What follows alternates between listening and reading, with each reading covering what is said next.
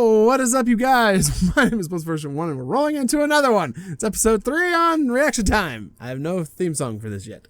Should I make one? Should I try to make one? Should I try that? Flex that type of muscle? I don't know. But if you guys want to make an intro for this, feel free to do so. It'd be pretty cool. But this is moving on along to another dinosaur theme one, because I like dinosaurs. This is CHimerasuchus. I hope I'm saying that right. But yeah, that's who it is. Anyway, this is Sebecidae, the successor to the dinosaurs. I'm pretty sure they'll say the name, so I don't know. So without further ado, here we go. In the early 1900s, very unusual teeth were found in South America. They were laterally compressed, serrated, and blade-like, much like the teeth of theropod dinosaurs, especially tyrannosaurids. However, these teeth were from Cenozoic deposits, long after the non-avian dinosaurs were thought to have gone extinct. This brought up the possibility that they were late surviving non-avian dinosaurs. While this turned out to not be the case, the true owner of the teeth, Sebecidae, was just as strange. It belonged to a clade of reptiles named Sebecidae, who looked like something straight out of the Age of Reptiles. Many of them were very large, some far larger than any predator since the extinction of the non-avian dinosaurs. They primarily lived in South America, which was largely isolated from the rest of the world for most of the Cenozoic era. The Sebecidae belonged to the clade Crocodiliomorpha, the same clade of reptiles as crocodilians. Unlike their modern relatives, most Sebecidae were fully terrestrial hunters. The Sebecidae weren't simply crocodilians who left the water to fill the vacancy left by the demise of the non-avian dinosaurs. Instead, they were the last remnants of something even older, Nodosuchia. Nodosuchia was a very diverse clade of fully terrestrial reptiles that evolved before the ancestors of the true crocodilians took to the water. As a result of their terrestrial lifestyle, Sebecidae differed greatly from crocodilians. While crocodilian legs are held in a semi-sprawling posture, the long legs of the Sebecidae were directly underneath their bodies. Although many crocodilians are capable of moving at surprising speeds, the Sebecidae would have put them to shame. Most Sebecidae snouts were long, but not to the same extreme as in most crocodilians. Unlike their flat and often broad skulls, Sebecidae skulls were generally deep and narrow. The eyes of most Sebecidae were located on the side of the skull instead of on the top like in crocodilians. This allowed them a greater view of their surroundings. On the other hand, Sebecidae jaw muscles were similar to those of crocodilians, but with their deeper skulls, they had even more attachment points for additional jaw muscles. Damn, means they got a hell of a bite. The theropod-like teeth of most Sebecidae, which are called zyphodont teeth, were very well suited for carving through flesh. This is in contrast to the conical teeth of crocodilians, which are better suited for holding on to prey. The Sebecidae have been called the ecological successors of the larger theropod dinosaurs. This is not just in reference to their similar teeth. Many Sebecidae, such as Sebecidae and Langstonia, were about 2 to 3 meters long. This is on par with the top predators of South America today, and prehistoric South America's other 2 major groups of large predators, the terror birds and the mammalian Sparsaasodonts. However, the largest Sebecid, Dinosaurs, was far larger. Good Lord. While only known from skulls, these skulls are a meter long, as large as the skull of the tyrannosaurid Daspletosaurus. Based on comparisons with its relatives, Dinosaurs is estimated to have been 6 meters long or more, with a weight between 1,600 to 1,740 kilograms. That's a lot This of kilos. means it was not just the largest terrestrial predator in Cenozoic South America, but potentially the largest land predator in the entire Age of Mammals. A bit ironic since it was a reptile. With such great size, Dinosaurs was certainly worthy of being called a successor to the dinosaurs. While Dinosaurs may seem like an outlier, its fossils span over 25 million years, about half of the Cenozoic era. Since all of its fossils are incomplete, they probably came from several different species of closely related giant sebecids. The largest sebecid after Barinasuchus was Breastysuchus, who was about 4 meters long. In contrast, most sebecids that lived during the dawn of the Cenozoic era, such as Zulmasuchus, were much smaller. However, in the aftermath of the KPG extinction event, even these small reptiles were large enough to be apex predators. The smallest sebecids lived during the Cretaceous period, before the extinction of the non-avian dinosaurs. Named Ogresuchus, it was a little more than 1 meter long. The earliest crocodiliomorphs were endothermic, or warm-blooded. However, the bone histology of other nodosuchians, including a possible sebecid named Iberosuchus, indicates they were ectothermic, or cold-blooded. This means they relied on the external environment to maintain their body temperature, like modern crocodilians and most of today's other non-avian reptiles. Ectotherms cannot be as active or grow as quickly as endotherms. In general, endotherms are more competitive as large, terrestrial predators.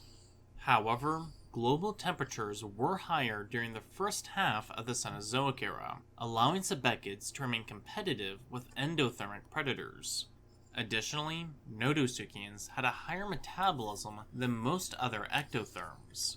Much like monitor lizards, such as the Komodo dragon and the extinct Megalania, this opened up ecological doors closed to more typical ectotherms.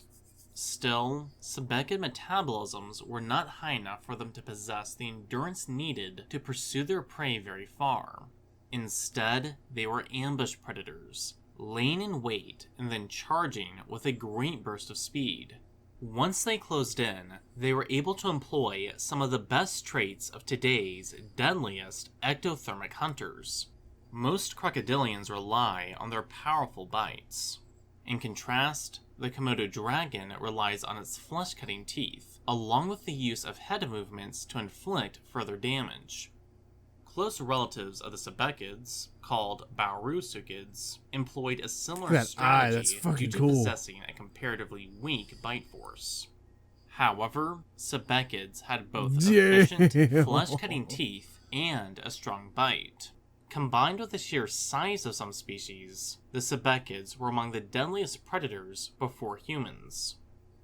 While most sebecids were fully terrestrial, there were a few ecologically closer to crocodilians.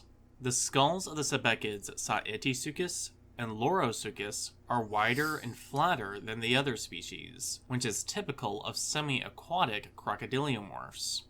Sebecidae is still thought to have been primarily terrestrial. However, Lorosuchus seems to have been more specialized. Like crocodilians, its eyes were on the top of the skull, allowing it to see while otherwise submerged beneath the water. Its teeth also lacked serrations, and were not as strongly recurved as those of other sebecids. Only one sebecid, Ogresuchus, is known from the Mesozoic era. It lived on an island in what is now Europe during the late Cretaceous period. At first, its small size wouldn't seem that surprising, as most land crocs were small during that time. However, this was not the case for Sebecidae's branch of Nodosuchia, Sebecosuchia.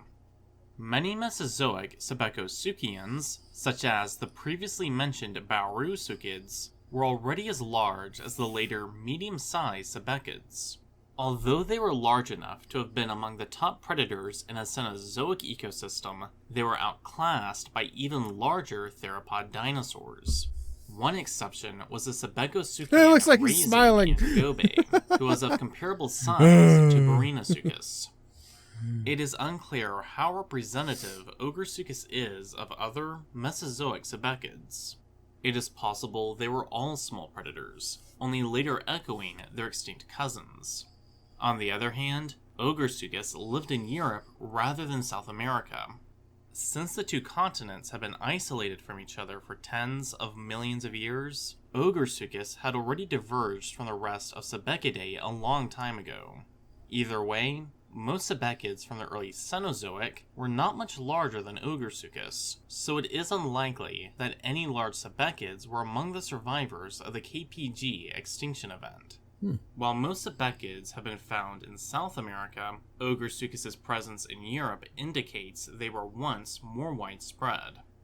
To have reached Europe from South America, Ogursuchus' ancestors would have had to at least gone through Africa. Sebecosuchian fossils that could have been from Sebecids have been found in the Birket Quarm Formation in Egypt. Notably, these fossils are from the late Eocene, long after the end I don't of know the what any of that Cretaceous means. period. This means that a second Other than clade the of fucking art Sebecids and the or their close interesting relatives knowledge, this is independently survived into the age of mammals.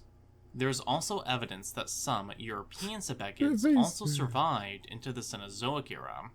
Fragmentary fossils of two Sebecosuchians, Bergisuchus and Iberosuchus, have been found in rocks from the Middle Eocene in Europe.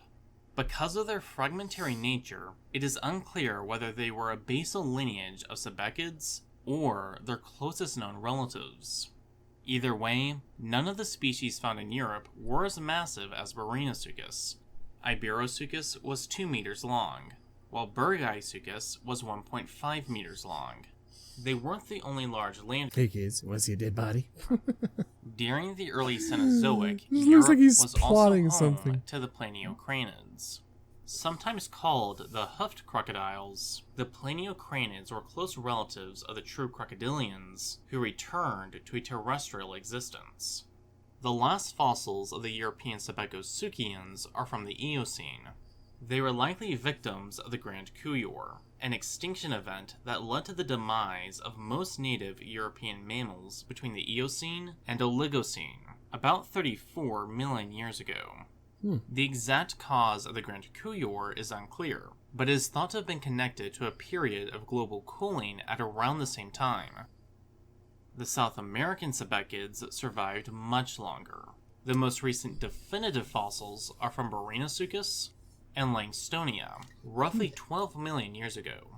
They seem to have been one of the casualties of local climate change caused by the increasing elevation of the Andes Mountains. As large predators, they would have been particularly vulnerable to disruptions in their environment. An additional contributing factor in their extinction was likely a continuing decline in global temperatures, which left large ectotherms like the Sebecids at a greater disadvantage even in the tropics. However, this was merely the final nail in their coffin. In a way, the Sebecids were victims of their own success. While Nodosuchians were very diverse during the Cretaceous period, unlike mammals, only the carnivorous Sebecids survived. As the Cenozoic era progressed, instead of gaining diversity, they lost it. By the end of the Eocene, Sebecidae only consisted of medium and gargantuan predators. A single continent can only support so many large predators at a time.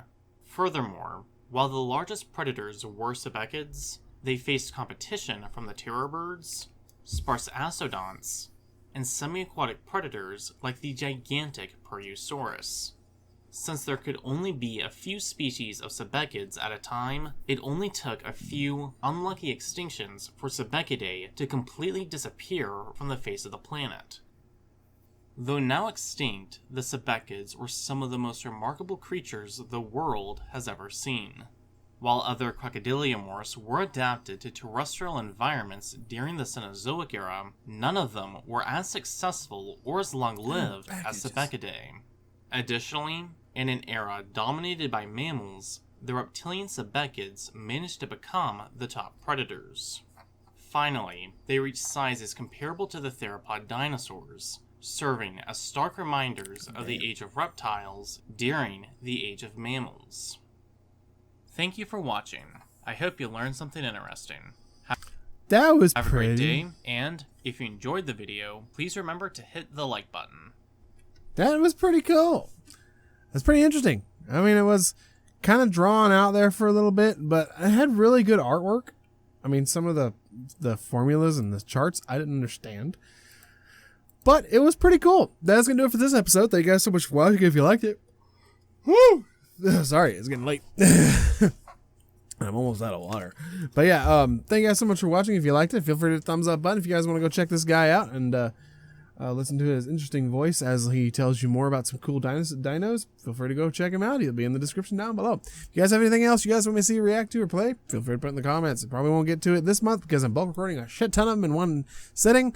But I'll put them in the playlist and we'll get to them next month. And hopefully I won't forget next month and it'll be on time. So that being said, thank you guys so much for watching. And as always, I'll see you in the next one. Hey, and peace. What's up?